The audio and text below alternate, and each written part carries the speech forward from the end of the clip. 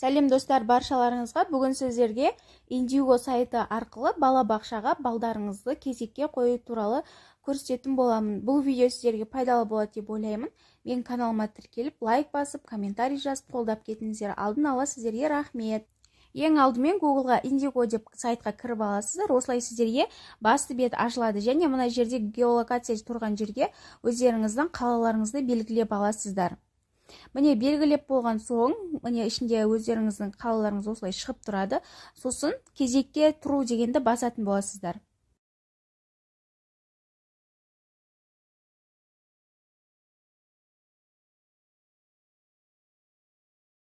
Кіргеннен кейін, міне осылай кезекке қою туралы өтініш беру деген жерге сіздер оқып танысып алсаңыздар болады. Және оқып болғаннан кейін астында тұрған екі жерге галочка қойып, жай кезекке тұру дегенді басасыздар. Әрі қарай сіздерде 5 қадам шығады. Оның бірінші қадамында телефон номерлеріңізді жазып, растау кодын жіберіп алу керекпіз. Оға дейін сіз телефоныңызға E24 кезекке номеріңізді жазып, одноразовый парольдарыңызды жазып, тіркеліп алу керексіздер. Сол приложениеге код барады, сосын сол жерге кодты жазасыздар, растау кодын. Міне осылай E24 кезет деген приложениеге номеріңізді жазып, тіркеліп алу керексіз. Міне приложениеге келген кодты енгізіп, жалғастыру дегенді басамыз. Сонда екінші қадамға өтетін боламыз.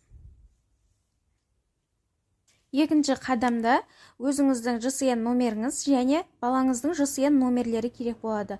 Ата-ана ЖСН деген жерге кімнің атынан қойып жатырсыз, жолдасыңыздың атынан немесе өзіңіздің атыңыздан қойып жатсаңыз, сол өзіңіздің ЖСН номеріңізді жазатын боласыздар.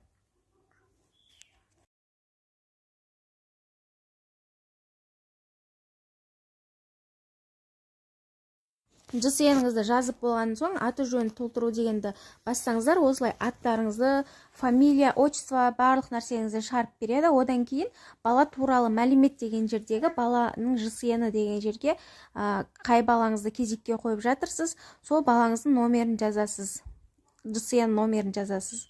Сосын аты жөнін толтыру деп оны да бассаңыз, мына жақта автоматты түрде тегі, аты, әкесінің аты, туған жері барлығы жазылып тұрады.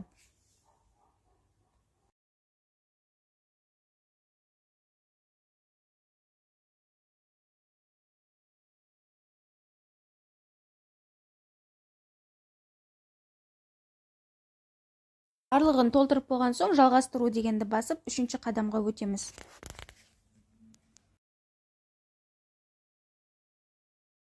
Бізде үшінші қадамда балдарыңызға жеңілдіктер туралы жазатын боласыздар. Егерде сіздер көп балалы болсаңыздар, бірнеше топқа жататын болсаңыздар, осы жерге құжаттарыңызды, файлды таңдау деп жүктеп, әрі қарай төртінші қадамға өте берсеңіздер болады. Бізде ешқандай жеңілдіктер жоқ, сондықтан жалғастыру деп төртінші қадамға өтетін боламыз.